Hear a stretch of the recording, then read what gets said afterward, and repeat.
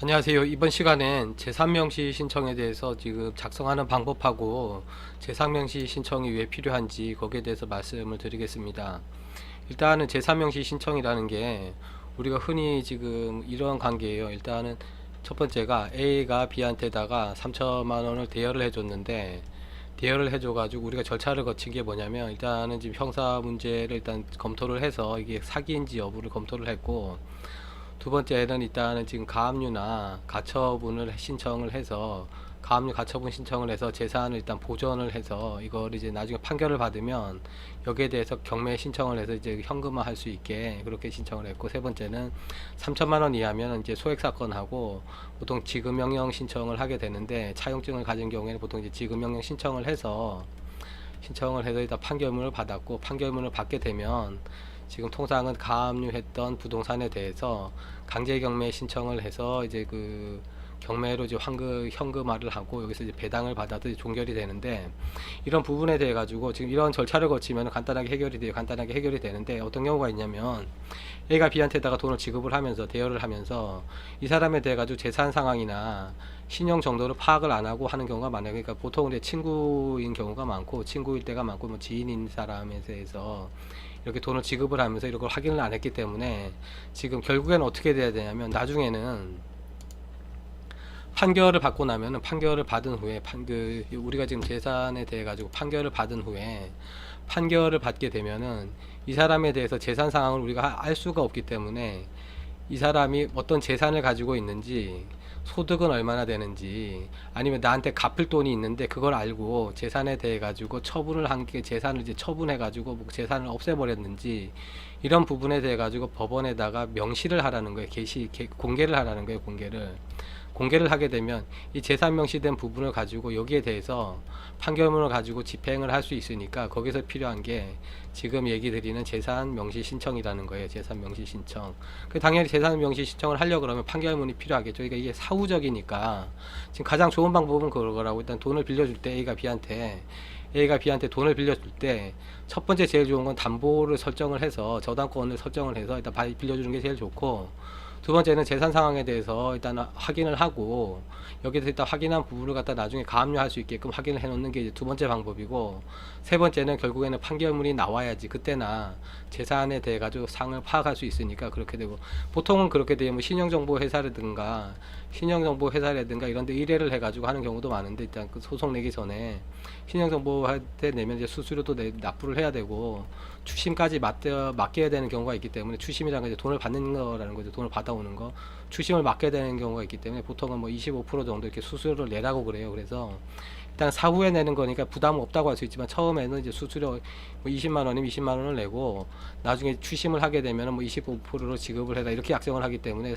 경제적인 부담도 상당히, 금액이 만약에 예를 들어서 500만 원 정도라 그러면은 뭐 예를 들어 25%라 125만 원만 지급하면 되는데, 5천만 원이라 그러면 1250만 원을 지급해야 되는 거예요. 사후에 받게 되면은. 그러니까 이런 부분이 있으니까 지금 재산명 신청하는 부분도 일단은 우리가 이제 알아야지 최종적으로 이제 그 판결문을 받아서 집행하는데 아무 문제가 없어지는 거죠. 그렇게 되면. 그래서 지금 말씀드리려고 하는 부분은 일단 재산명시 신청이고, 대한법률구조공단에 들어가시면 동일해요. 대한법률구조공단에 들어가서 일단 법률정보란에 보면 법률정보에 들어간 법률 서식이 있고, 여기에다가 재산명시 신청을 치는 거예요. 재산명시 신청. 그럼 우리는 지금 지급명령을 가지고 판결문을 받았기 때문에 확정 판결에 기해서 재산명시 신청서를 작성을 하면 돼요. 그 다운로드를 받고,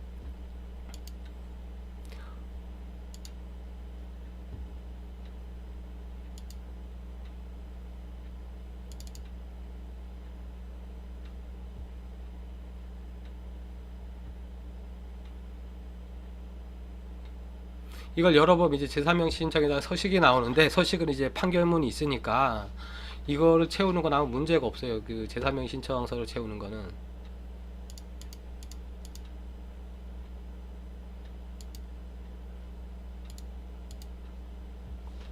이렇게 내용을 보면은 일단 법원에 제출해야 될 거, 이거는 삭제를 하고, 이것도 삭제를 하고, 재산명시 신청서예요. 재산명시 신청서. 그러면 그 일단은 판결문을 옆에다 피고 채권자하고 채무자에 대해서 인적사항 거기다 나와 있으니까 이 부분은 채우시면 되고, 집행권원이라는 건 판결문을 얘기하는 거예요. 집행권원이라는 게 권리 있는 문서가 뭔지, 그러니까 우리가 판결문을 받았어요. 거기에 사건 번호가 나오는데 사건 번호를 여기다가 써주면 되고, 사건에 집행력이 있는 판결 정보는 그러니까 판결문을 붙이면 된다는 거고, 채무자가 이행하지 않는 금전 채무액, 우리가 얘기한 3천만 원을 얘기하는 거예요. 3천만 원을 얘기하고, 신청 취지는 채무자는 재산 상태라는 건 이 사람이 가진 뭐 부동산이라든가 소득 상태라든가, 아니면 이 사람이 최근에 지금 처분한 재산이 있다 그런 그런 부분을 일단은 재산 목록을 제출을 하라는 거예요. 그래서 명령을 일단 내리면, 그다음에 신청 이유라는 거는 내용 그대로예요. 이거는 뭐 편집할 것도 없고, 채권자는 채무자에 대하여 위 표시 집행권은 판결문을 가지고 있고, 그 채무자는 이 판결문에 기한 명의 판결을 이행하지 않고 있습니다. 그래서 채권자는 부득이하게 강제 집행을 하기 위하여 채무자의 재산을 여러 방면으로 찾아보았지만 재산을 감추고 있어서 재산 발견이 어려워 강제 집행을 할 수 없으니, 이 건에 대해서 그 채무자에 대해서 재산이 뭐가 있는지 그 재산을 공개하라는 명령을 신청합니다. 이게 내용이에요. 그래서 첨부 서류에는 당연히 판결문이 들어가고, 판결문이 채무자한테 도달했다는 증명원을 집행관 사무실에서 받으면 되고, 확정증명원도 법원에서 민원시에서 받으면 되고, 초본 같은 게 채무자 초본 같은 경우에 주소지를 확인하려는 건데, 이것도 그 판결문을 가지고 동사무소에서 가면은 발급을 해줘요. 그래서 송달료가 납부되면은 그때부터 개시가 되는 거죠. 그래서 채무자의 보통재판적이라는 건 그 주소지를 관할하는 그 채무자 주소지를 관할하는 법원이 있으면 그걸 확인해 가지고 거기서 이제 그 제출을 하면 되고, 제출하는 건 한 부만 제출하고 내가 하나 갖고 있으면 되고, 그리고 예를 들어 가지고 재산명시 신청을 판결문에 기해 가지고 그 신청을 했는데, 기각이라는 거는 지금 그 원인이 없어서 지금 원인이 없으므로 거절을 한다는 거고, 각하라는 건 절차상 하자가 있어서 절차 하자가 있기 때문에 이제 그 거절을 한다는 거예요. 그래서 여기에 대해 가지고는 즉시항고할 수 있는데, 즉시항고 기간은 그 고지나 이게 그 각 기각이나 각하 결정 받은 날로부터 일주일 이내 신청을 하면 돼요. 항고는. 그래서 인지액은 1,000원을 첨부를 해야지, 1,000원을 첨부 안 하게 되면 또 여기 인지액이라는 거 그 우표예요. 우표를 이제 인지를 붙여야 되는데, 붙이지 않게 되면 또 보정을 하라고 따로 또 송달이 되기 때문에 송달료도 또 높아지고, 그렇게 되니까 이거는 인지액 확인해 가지고 1,000원 붙이고, 여기다 당사자 수에다가 송달료는 뭐 2, 3천원 정도 돼요. 한 번을 보내는데. 그래서 5회 분이니까 몇만 원 정도 납부를 하면 이제 그 거기다 이제 인지를 붙이면 되고, 나머지 부분은 이게 다 완성이 됐다 그러면 이걸 그 법원에 민원실 가셔가지고 그대로 접수를 하면 그 정상적으로 접수가 되고, 그 재산명시 신청을 받아들여져서 인용 결정이 되면 그 부분에 대해서 이제 채무자가 재산을 명시를 해야 되는데, 명시를 안 할 때는 뭐 벌금이라든가 과태료라든가 그런 제재가 가해지니까 이 채무자 입장에서도 그 안 할 수가 없고, 예를 들어 가지고 채무자가 재산명시 신청을 하기 전에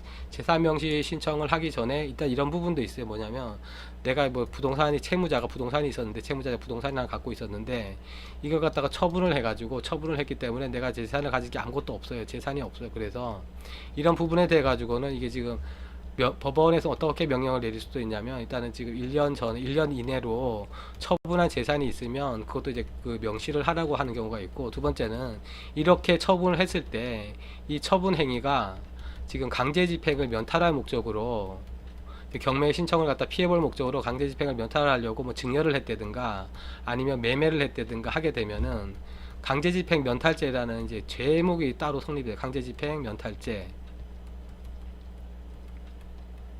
이걸로 별도로 고소도 할 수 있는 경우라고 이렇게 그 형사 문제가 되고, 그래서 이런 재산명시 신청을 하는 이유는 지금 내가 이 사람한테 돈을 빌려주고 나서 돈을 받아야 되는데 이 사람 재산 상황을 알 수가 없으니까 법원을 통해 가지고 그런 이제 절차를 밟게 되면 이 사람 재산에 대해서는 확인을 할 수 있고, 재산이 확인이 되는 걸 가지고 아까 그 전 시간에 얘기 드렸던 강제 집행이나 강제 경매 신청을 하면 되니까, 그런 부분을 일단 이렇게 재산명시 신청으로 처분을 하면 돼요. 그리고 지금 이제 재산명시 신청을 이제 사후에 지금 처리하는 방법인데, 어차피 A하고 B하고 돈거래를 한다 그러면 제일 중요한 건 그거예요. 이 사람이 재산이 있어서 돈을 빌려주는데 재산 상황이 확인이 돼서 담보 설정을 해가지고 일단 이런 부분에서 확보를 하는 게 가장 중요하고, 이렇게 하면 이제 아무 문제가 없죠 뒤에는. 그러고 두 번째는 적어도 이제 재산을 모른다 그러면 이 사람이 소득이라든가 정확하게 이제 뭐 지금 신용이라든가 이런 부분을 확인을 해가지고, 지금 나중에 뭐 돈을 못 받는 경우가 없이 이제 해야 되니까 그렇게 이제 그 먼저 이런 이제 절차가 중요하다는 거예요. 뭐 사후에 지금 판결문을 받아가지고, 판결문 받으려면 그래도 몇 개월이 걸리는데, 이렇게 받아가지고 또 재산명시 신청까지 해야 되고, 이걸 또 받아가지고 다시 경매 신청까지 해야 된다 그러면, 이게 이런 앞에 지금 사전에 절차가 확인 절차를 거치지 않은 걸로 이래가지고 지금 절차가 너무 많아진다고 이렇게 되는. 그러니까 동거래를 하실 때 이제 그렇게 하는 게 가장 중요한 거고, 앞에서 이제 이런 부분이 확인이 되면 동거래 문제가 당연히 없겠죠. 문제가 생기는 거, 이런 절차를 확인을 안 했으니까 이렇게 문제가 많이 생기는 거고, 많이 생기는 것 같아 좀 없애려 그러면 일단 그 철저하게 지금 사전에 이런 걸 좀 머릿속에 지금 담아두고 절차에 따라 가지고 일단 지금 거래를 하시는 게 가장 좋을 것 같습니다. 그래서 일단은 지금 그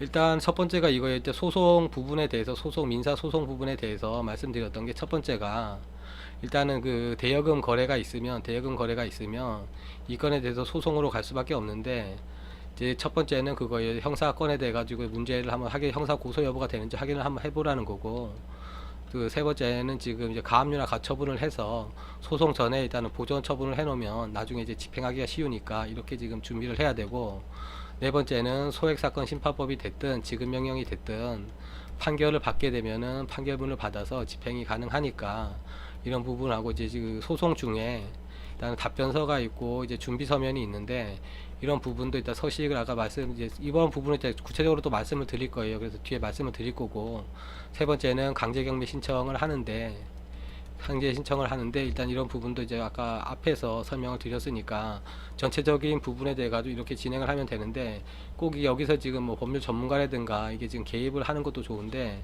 지금 상황이 상황이니만큼 일단 나홀로 소송을 한다 그러면 적당하게 이제 자문을 받아서 이런 부분 신청을 해가지고 일단 비용을 줄이고, 비용을 이제 줄인다는 게 뭐냐면 앞에도 말씀을 드렸지만 이제 소득이 많은 것도 중요하지만 일단 비용이 나가는 거, 불필요한 비용이 나가는 걸 줄이는 것도 굉장히 중요하다고요. 그래서 일단 이런 말씀을 드렸고, 이 시청을 일단 앞에서부터 그 소송 대여금에 대한 거, 이제 지급명령 형사고소 이런 부분에 대해서 일단 절차를 쭉 보시면, 우리가 일상생활에서 겪는 뭐 3천만 원 전후로 동거래에 대해 가지고 크게 문제가 없을 수 있으니까 이런 부분을 좀 머릿속에 담아 두시고, 이제 어떤 뭐 법률행위라든가 의사표시를 하시더라도 그걸 기준으로 하시면은 좀 분쟁의 소지가 적어질 것 같습니다. 그래서 일단 오늘은 재산명시 신청까지 그 말씀을 드렸고, 강의를 들으시다가 일단 궁금한 점이나 이제 그 실제로 실생활에서 필요한 부분이 있다 그러면 그 확인을 해보시고, 이 동영상을 보시는 분들이 보통 이제 내 채널을 보고 들어오셨을 건데,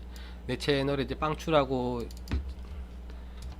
유튜브에서 빵추라고 치시면 일단은 내용이 검색이 돼요.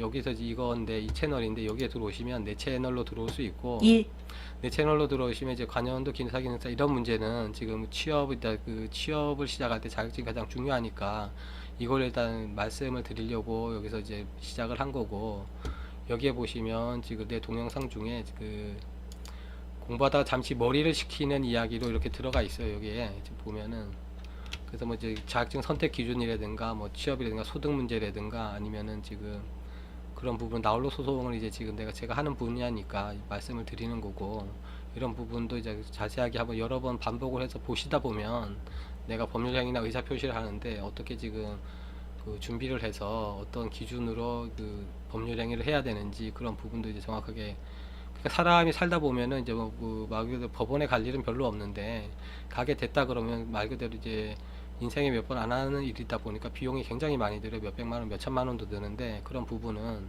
소소하게 아낀다 그러면은 아까 여기서 말씀드린 대로 100만 원의 가치 되는 게, 100만 원도 큰 돈이죠. 큰 돈인데, 이런 부분에 대해서 어떻게 지금 비용을 줄여서 소기의 이제 목적을 달성하는지, 그런 부분을 일단 생각을 해 보셔야 될 것 같아요. 그래서 일단 그 시청해 주셔서 고맙고, 일단 이제 구독하고 좋아요 눌러 주시면 뒤에 이제 계속 동영상을 제작하는데 많은 도움이 될 것 같습니다. 그래서 일단은 뒤에 동영상으로 뵙고 또 시청해 주셔서 고맙습니다.